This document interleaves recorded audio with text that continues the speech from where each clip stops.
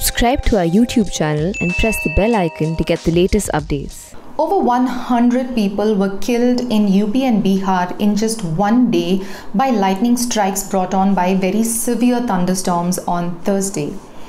The victims included farmers working in open fields as well as children playing outdoors. Lightning strikes kill thousands of people each year, and Bihar is especially prone to death by lightning this time of the year during the heavy monsoon season. However, this year's intensity of lightning strikes seem to be more unusual and severe than normal. In this video, we'll talk about the mechanism of lightning and lightning strikes and how one can stay safe from them. My name is Sandhya Ramesh and this is Pure Science. Lightning contributes the most to accidental deaths by natural causes in India, killing over 2,000 people in the year of 2018. Yet, there are no institutes or research groups dedicated to full-time research on lightning, except one group at the Indian Institute of Tropical Meteorology, IITM Pune. Lightning is an electrostatic discharge that releases tremendous amounts of energy with the rapid movement of electrons converting air to superheated plasma. Thunder that follows is caused by the shock wave experienced by atmospheric gases near the lightning as they undergo compression due to pressure. There are three types of lightning. Intra-cloud, which is flashes within the same cloud. Then there's cloud to cloud, where lightning jumps from one cloud to another. But the most well understood kind is cloud to ground because it is the riskiest to human life and affects us the most.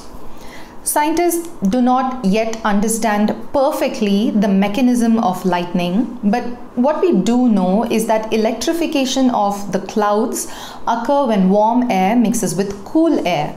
A fast upward movement of air during a thunderstorm called an updraft carries with it warm humid air that turns into supercooled water droplets and ice crystals as it climbs through the freezing clouds. Clouds on average are 10 kilometers high with temperatures of minus 40 degrees Celsius at the tops. In the clouds, there are already present larger ice crystals that are heavier and are either suspended or are falling because of their weight.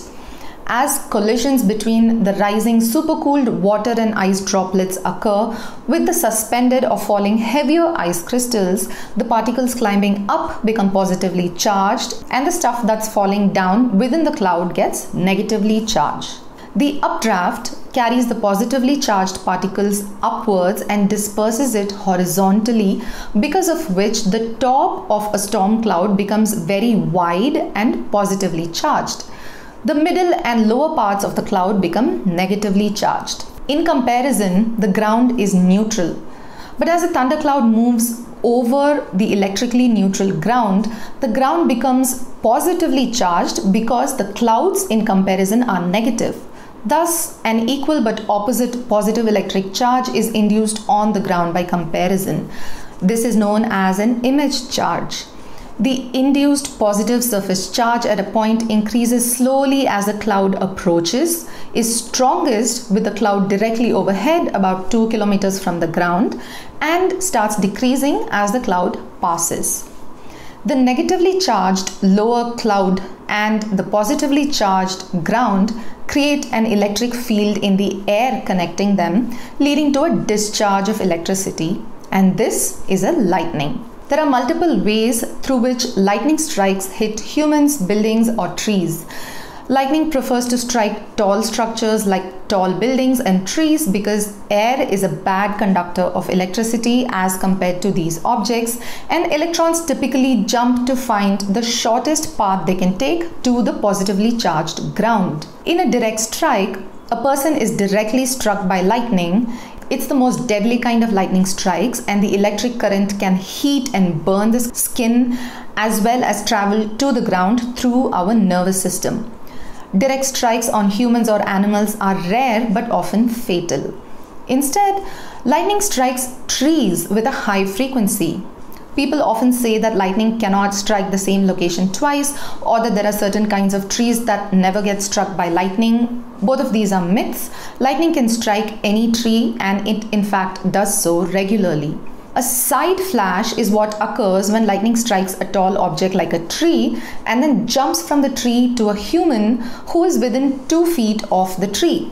This typically happens because people are often taking shelter under the tree against the raging rain or thunderstorm. But the most deadly effect of lightning strikes is ground current.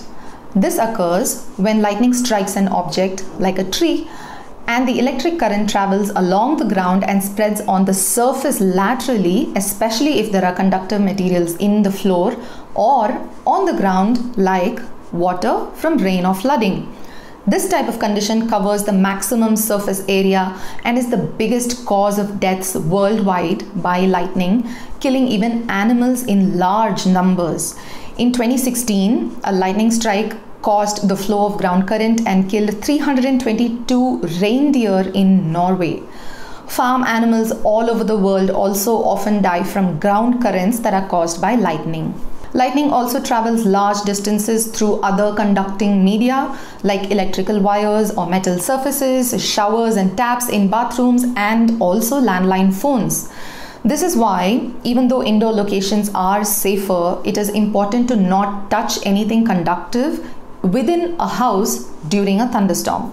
The same principle of conduction is in fact exploited by lightning rods, which are the most common way to mitigate lightning strikes on buildings. Lightning rods are metal conductors that simply guide the lightning away from the inside of the building within which it could potentially cause a fire or electrocution. The lightning rod functions that way because the metal that makes up the rod runs alongside the structure of the building on the outside and connects directly to the ground. This is also the reason why staying inside enclosed structures, even if the structure is made of metal, such as a car, is relatively safer than staying outdoors during a thunderstorm. When we want to stay safe, we need to be able to predict lightning, and this can be done in a region with a reasonable degree of accuracy, even if the exact point a lightning would strike cannot be predicted. Formation of lightning producing clouds called thunderstorms can be predicted to a fair level of accuracy. Another predictor of increased risk of lightning is areas that are prone to flooding. Indeed, the IMD did issue a severe flood warning along with thunderstorm, lightning and squall, which is sudden gusts of stormy winds, for Thursday and Friday in the region of Bihar and UP. Researchers at IITM Pune have set up India's first lightning detection network that tracks lightning strikes in real time and churns out immediate predictions or nowcasts, which are forecasts for up to 2 hours. The network gathers data from 83 sensors placed across the country. I spoke to Dr. S.D. Pawar, who heads the network at IITM Pune, and he explained how this works. There is a story on the print covering this and everything I'm discussing in this video, and that will be linked in the description below for you to read if you're interested. Dr. Pawar said that lightning sensors that are a part of this network receive the electromagnetic signal generated by lightning discharges, and this is sent to a central processing unit which processes the information coming in from different sensors. It estimates the position and intensity of strikes and uses that information to predict or to do a nowcast of lightning strikes in an area. All of this is visible on a map in real time. We'll also put a link to the map so that you can see it for yourself. The Lightning Detection Network also supplements an app that was developed by the team called Damini, available on the Google Play Store today. The app tracks lightning risk near a person's location and gives a warning by SMS if lightning is within 20 kilometers. It also has in it general precautions that citizens should adopt during lightning strikes occurring nearby. But even without such apps or the internet, citizens in lightning-prone areas can still be safe by observing the weather and listening for thunder. Crashes of thunder can be heard when a thunderstorm is as far as 15 kilometers away, and this typically gives at least 15 minutes for a person to get to a safe place. That brings us to the end of this video. If you like this video and you like our science coverage, please consider contributing to us financially. The link to do so is at theprint.in/contribute and will also be available in the description box below. Thank you for watching.